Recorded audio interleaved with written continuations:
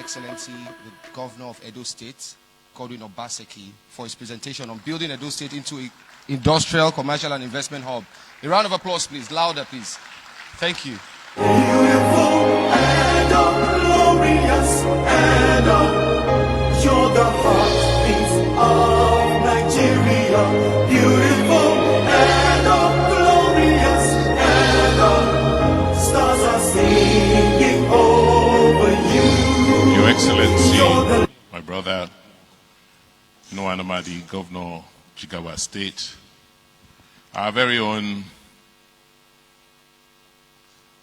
executive, our very own Dr. Additional of the African Development Bank, the publisher, Business Day, distinguished ladies and gentlemen. It's indeed a homecoming for me. Just a few apologies. Sorry, I'm wearing dark glasses. I have to moderate the amount of light coming into my retina. I want to start by thanking Business Day for inviting me. It's homecoming. Maybe they want me to come and give account of my stewardship in the last 6.5, 7 years in Edo State, which I will gladly do. But more importantly, to see how some of the themes I will be touching on today will essentially set the tone for the broader conversation which Dr. Additional is going to lead about how to get the lion to roar, how to grow our economy, because without which we will continue to suboptimize our continent. Can I have the slides on? Yes. So this morning I'm just going to quickly go through several slides, and please permit me to spend about 5 minutes over the 15 minutes allocated. Edo State, like I said, is an exemplar for Nigeria. It can be compared to 24 other states, 5 million people. The difference here is we're highly urbanized. About 70% of our population is spread across 3 major cities. We have a very vibrant youth population like the country has. We have, fairly large amount of land, but the difference here is quite varied because we have a landmass spans swamp, rainforests, and the Sahel. The unique advantage, the Edo advantage, which we continue to happen, is that if you put a pin in Benin City, within a 3-hour radius, there are 70 million people. That tells a closeness to our markets. And in terms of location, and location is everything. You can't go from the east to the west or to the south-south without going through the state. So with these advantages, just like our country has so many other advantages, we have tried to leverage as a state in terms of fostering growth.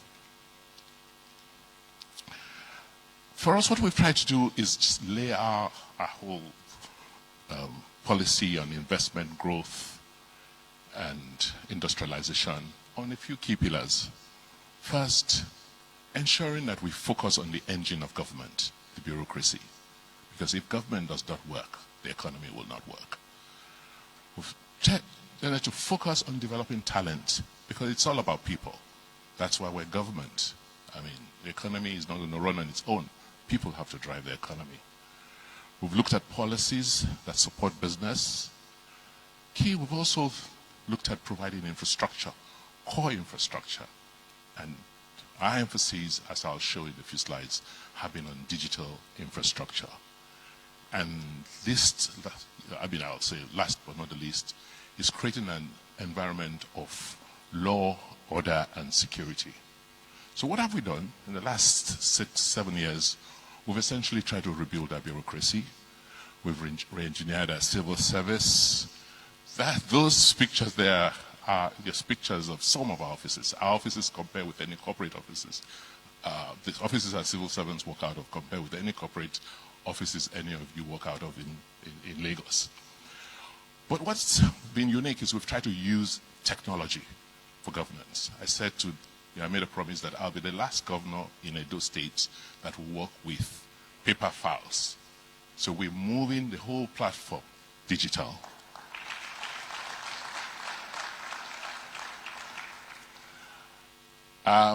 We've also focused on improving the systems and processes, because the civil service we inherited from the British, while it has been radically improved in places like Australia and even in the UK, we remain stagnant.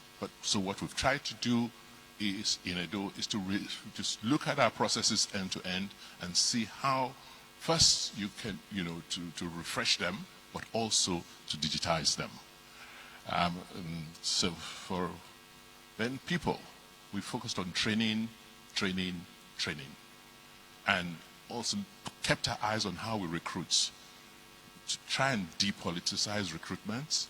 And it's not a very popular thing to do politically, but make sure that the core of the civil service is now recruited on a merit-based system. And I'm sure you've heard, any Edo kid who has a first class anywhere in the world has an automatic employment in the Edo civil service. Immediately they graduate. We've also focused on business-friendly policies. We looked at, taking advantage of the federal government, social investment tax credit, and a few of our partners have, come to invest and building roads. We've looked at some of our laws. We've created a tourism master plan, and today we're working on a 30-year development plan and a 30-year master plan for Benin City and a regional plan for the state. For us, it's about people, focusing on talent. And we realized that the foundational learning was very, very weak. And we saw this when we had to deal with the issue of human trafficking.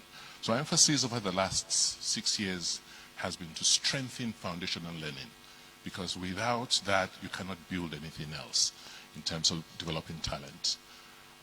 And we've looked again at the entire educational policy, which is really unfortunate.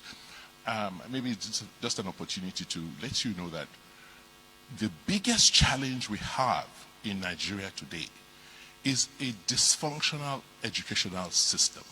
Because 25 years ago, we changed the education policy into a 6334 system, but we did not align that change to the realities. So take, for instance, after a child leaves primary 6, the child is supposed to go into junior school, at least in the public school system. The junior school and the senior schools, in most cases, still operate within the same premises. In the meantime, the governing structure for the junior school is UBEC, federal, whereas the governing structure for the senior school is the state. They don't talk to each other. So what we found is that the drop-off ratio between primary 6, P6, and SS1 is over 50% on average across the country. And that's what you see on the streets with these Alaye boys and people who haven't gone to school. And until we begin to focus on that, we'll have a major crisis in terms of developing talent and manpower. So we focused on, for us, it's like less certificate, more handwork. Let's focus on technical education. So we've revamped our colleges of agriculture, colleges of nursing sciences, colleges of technical college, and the colleges of education. And we're trying to affiliate them. And the thinking is, look, we don't have a problem you traveling. We like to travel, but get a certificate and making sure that whatever our trainings are of international standard, so if you have to travel, you don't go out irregularly and illegally. Like I said, we're supporting vocational education because there's a huge population of kids who have fallen through the cracks, but they are talented. So we're partnering with various companies in the area of technology. We have a program with Decagon where we're training kids in software, computing, and engineering. In terms of entertainment, we're working with a lot of producers. In fact, this year alone, we're shooting in excess of over 20 or 30 Nollywood movies in Benin because we've created the infrastructure for artists and producers to come. Next slide. But more importantly, for business, we've been working with the private sector on infrastructure.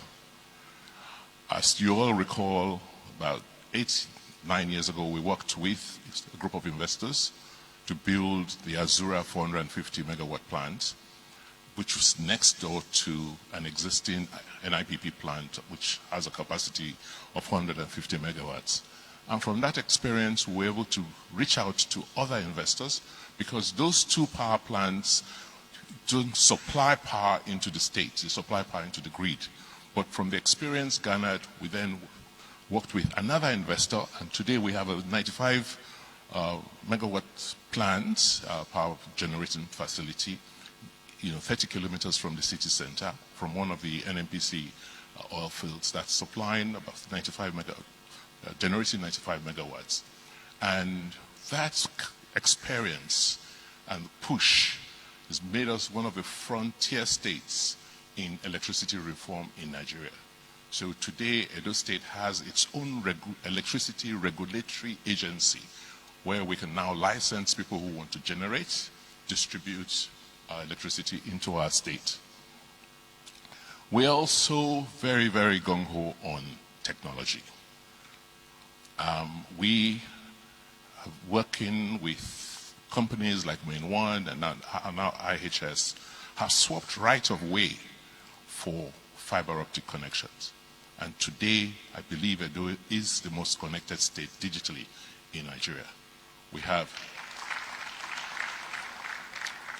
by October this year, we will have completed 1,600 kilometers of fiber optic connections to all the local governments in the state.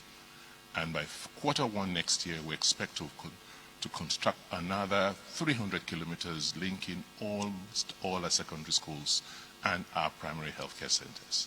So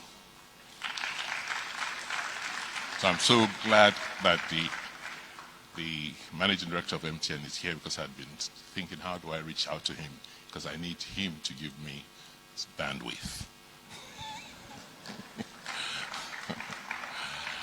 In the area of law and order and security, we've done well.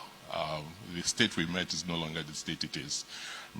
I know that if you ask people, what about, what do you know about Edo State? It used to be the kidnapping capital of this country. Today, we are in control of law and order, and just working with the communities, investing in the communities, giving them the resources. We've drastically reduced the incidence of violent crimes. You recall the train kidnap in Edo State, and within 72 hours we were able to resolve it because we have those structures in place. So, just to round up, for us, just like the country, there's so many advantages we have and share as a country. And the key is how do you lean on those advantages? And what we have done is to look at the 5 areas we think we have very, very strong advantage and have tried to attract private sector partners into those areas. First, in terms of industry, I want to thank Dr. Adeshina. He may not know this. When he was Minister for Agriculture, you commissioned a company to design 6 agricultural parks, Mahindra, out of Chennai. When you left office, I ran into them. I went to them in Chennai, and I didn't have the kind of money you had to pay them. But I used the fact that you had paid them so much to negotiate a very good deal with them. And they came back and designed for me 3 facilities. First, the Benin Industrial Park. Next slide. Benin Industrial Park, then they also did something for our film village. That's the Benin Enterprise Park. It's almost 1,000 hectares. It's next door to the Osiomo plant. So we have gas, we have electricity. It's close to Cocoa Port. And today, The first phase has already been committed, about 50 hectares, by the Nigerian Local Content Development Board, and we're working with other developers to see how we can expand interest and investments in, because it's a no-brainer. The land is there, there's power, there's electricity, and there's water. We have subsequently also attracted, investors in the areas of modular refinery, because since we have gas assets that are landlocked, just get them in there and put the refineries and utilize the feedstock. So we have 2 modular refineries in Edo State, one that we partnered with the Chinese on, and another that the Local Content Board has also supported. Next slide. We, like I said, are very gung-ho on technology. So we've partnered with Decagon and a few other companies, and today we've graduated the 6th cohort from our temporary site of our tech park, and we're commencing the development of a permanent site of the tech park in the next Q4. That's the permanent site. The design is ready, and the infrastructure work on the 25-hectare purpose-built industrial park. Our goal is to ensure that we, in the next 3 to 5 years, produce nothing less than 5,000 software engineers in, Edo State. We're looking at Estonia. We don't see any reason why a state like Estonia, a country like Estonia that has less than 2 million people, the population of Edo State, is taking so much digital business globally. Those are the kind of countries we're looking at to compete with. We're also pushing retail, with building retail, with working with ShopRite, commissioning our first major shopping mall, about 60 shops with everybody. But what's different here is that we're also going to have a library in the mall. Next slide. But this we're very excited about, because this is what makes Edo different. When you talk about the Edo advantage, what Edo has that nobody else has on the continent is our culture. So we've been working hard with various groups on returns of our artifacts.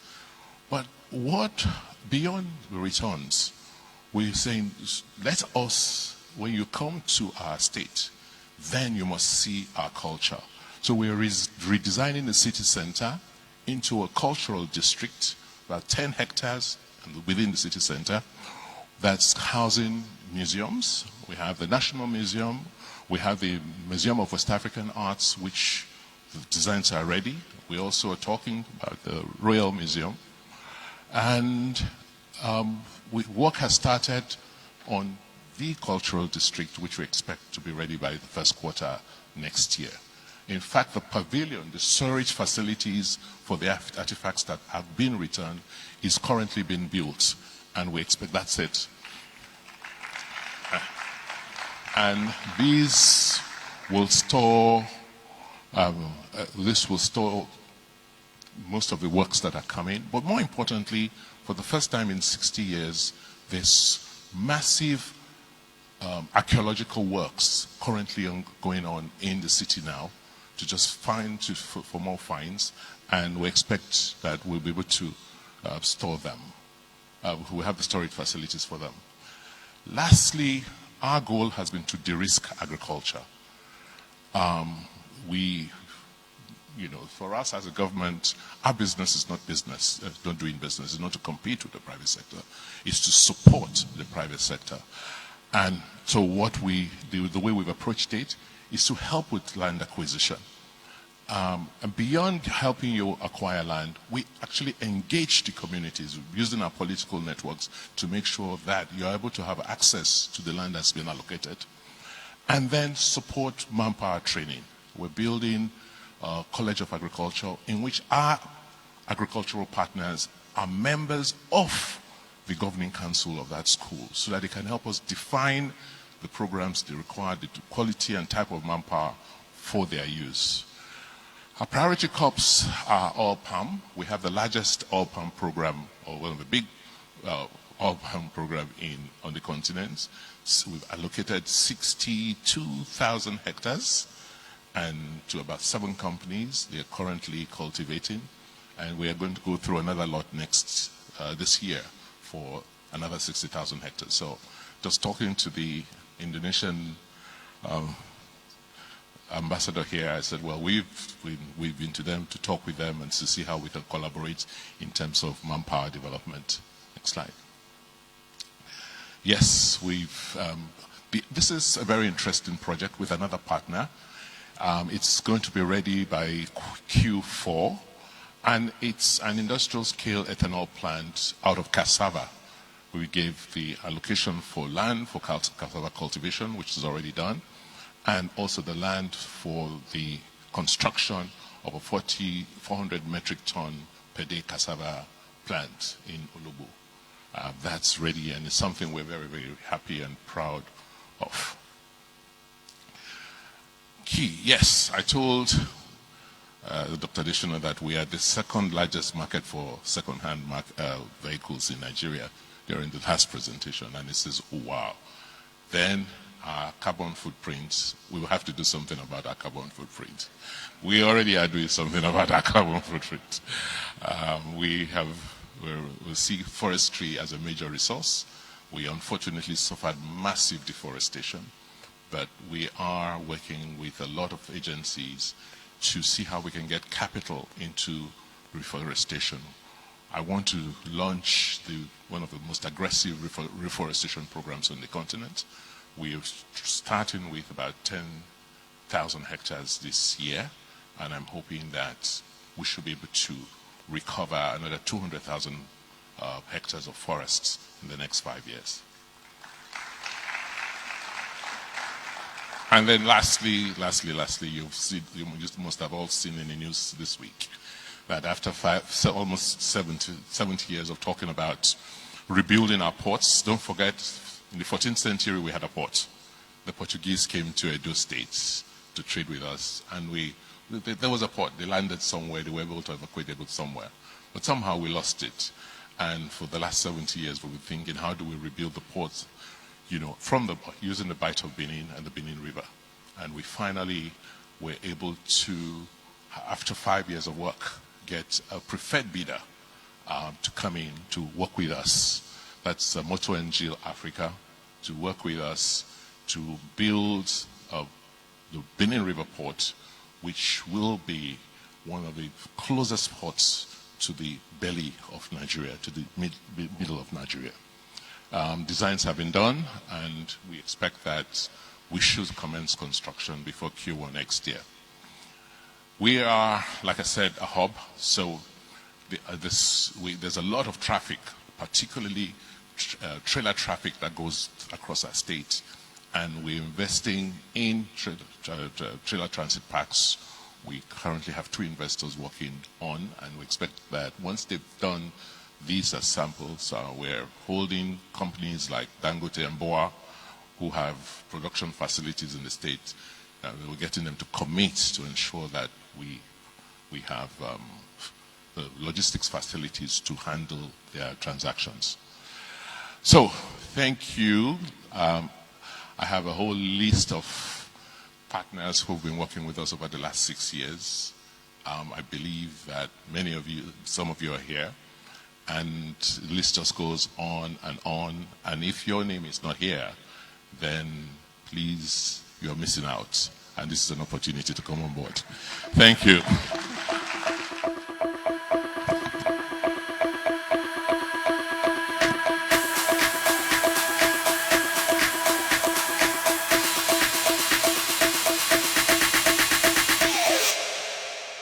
You